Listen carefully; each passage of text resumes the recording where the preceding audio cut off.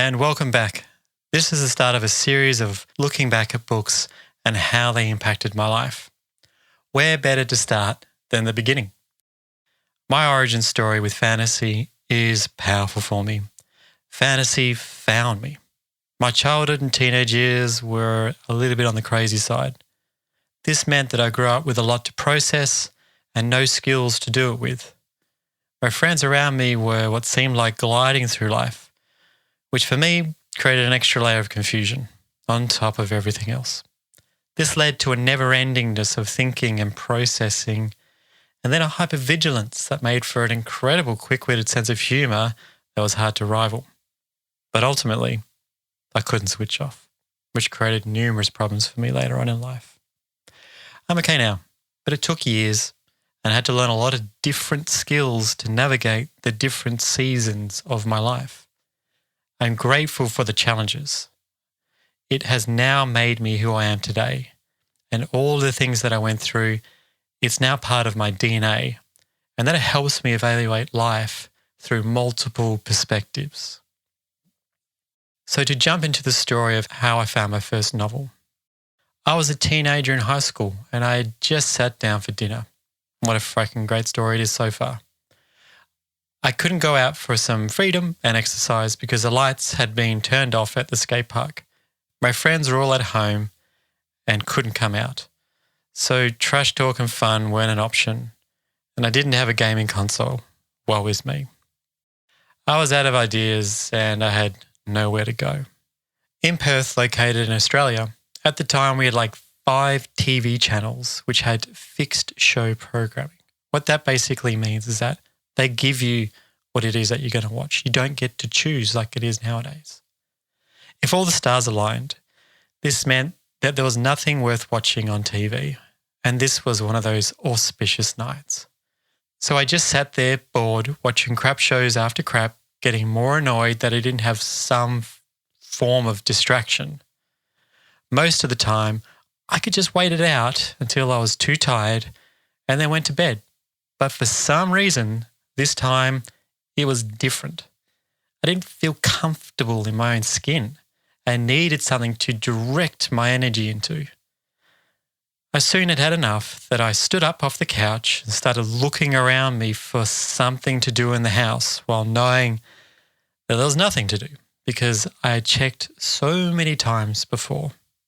I was seeking something. I was on the hunt for some form of respite. I had to do this before I got too frustrated and then had to actually change something in my life. Looking back, I now know the pressure I felt was my unconscious mind trying to help me solve my problems. But I didn't recognize it or know that that was it at the time. I can now see when I look back, if I had let myself get frustrated enough to actually realize there was other ways of perceiving life, I may have missed this book. So it's a bit of serendipity. And maybe, just maybe, my unconscious mind knew I wasn't ready yet. But as I said, my life was nuts and I had issues with giving myself permission to change.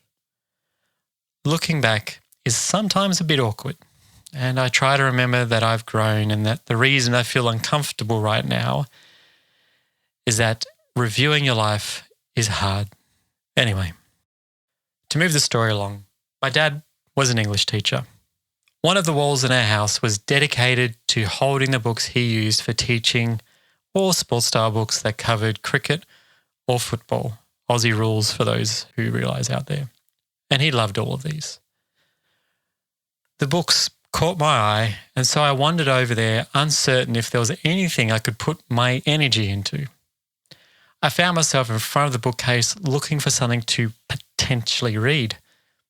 Up until this moment, I had never had a reason to read just for the love of it. In fact, I avoided it due to being forced to read books when I was in school.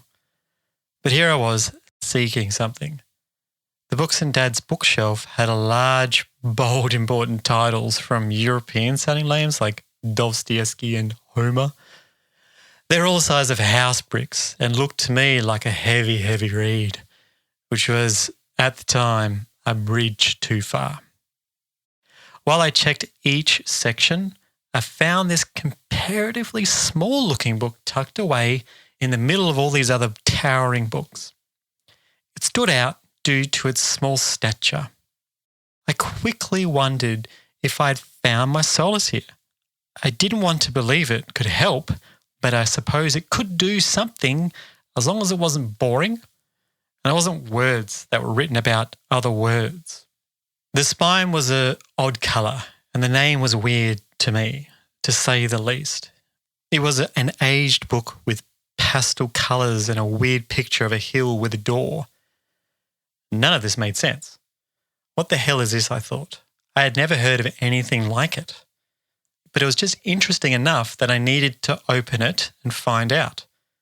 To quote from the book, "In a hole in the ground there lived a hobbit, not a nasty, dirty, wet hole, filled with ends of worms and an oozy smell, nor yet a dry, bare, sandy hole with nothing in it to sit down on or eat. It was a hobbit hole, and that means comfort." The hobbit magically started off interrupting my constant grind of thoughts.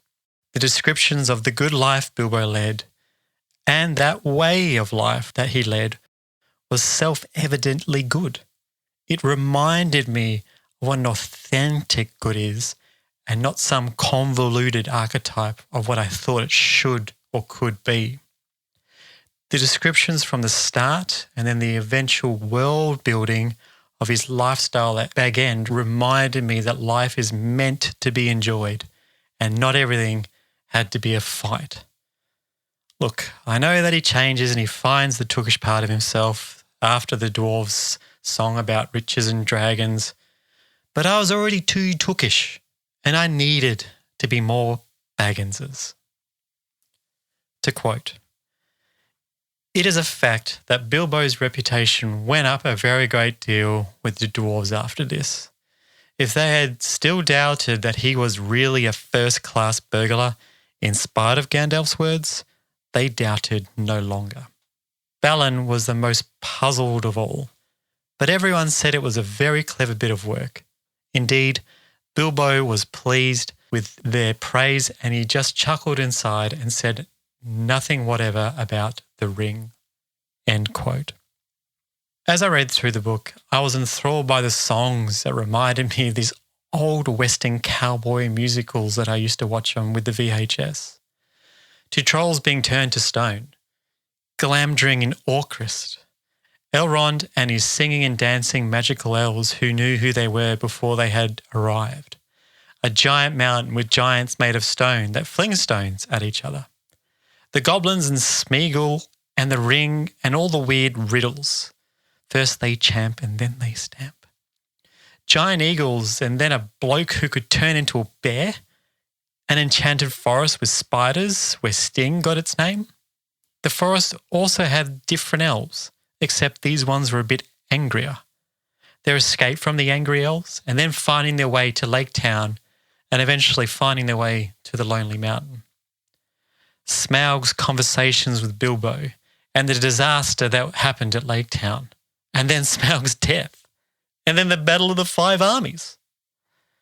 I spent the entire time from supper till breakfast reading The Hobbit. To quote, "I came from under the hill, and under the hills and over the hills my paths led. And through the air I am he that walks unseen. I am the clue finder, the web cutter, the stinging fly. I was chosen for the lucky number. I am he that buries his friends alive and drowns them and draws them alive again from the water. I came from the end of the bag, but no bag went over me. I am the friend of bears and the guest of eagles. I am the ring winner and luck wearer, and I am barrel rider." End quote. I remember looking up from that book, and instead of darkness, which is what I expected, I saw the sun starting to rise. I then felt this gap in my life, which I couldn't remember feeling for such a long time. It was the pleasure of enjoying something and being in the moment for long enough that I felt that life was good, which I sorely needed. For the first time in a long time, I felt like I had some space. My soul had taken a break from life. I was able to just exist. I realized I now had the capacity to escape and then come back again, ready for the world again. To quote, "Then something tookish woke up inside him, and he wished to go and see the great mountains and hear the pine trees and the waterfalls and explore the caves and wear a sword instead of a walking stick." End quote. In my case, the opposite happened. I stayed home and sought out the couch to read my books on. I turned into my own version of the ring winner and luck wearer and the barrel rider with a bit of serendipity and a good book. After reading The Hobbit, I didn't really have a choice but to dive into the next book after the next, seeking my solace and learning inside the words and worlds of different authors. To go back to the seeking, I have often thought about this seeking throughout my life, and that I'm grateful fantasy found me before something else did. Importantly, The Hobbit reframed my general thinking to seek out adventure instead of adrenaline-inducing events. It taught me to enjoy the journey as a whole and not just the one tiny event. It taught me that mistakes are okay to make and also character flaws can be overcome. It was also a small step towards figuring out how I could give myself permission to deal with the past, as I now had a better understanding of myself and what motivated me. I identified with the characters and thought, if they could do it, so could I. Reading has served me well. It gave me a small light to follow in the dark. The Hobbit is so dear to my heart. It helped me change my life.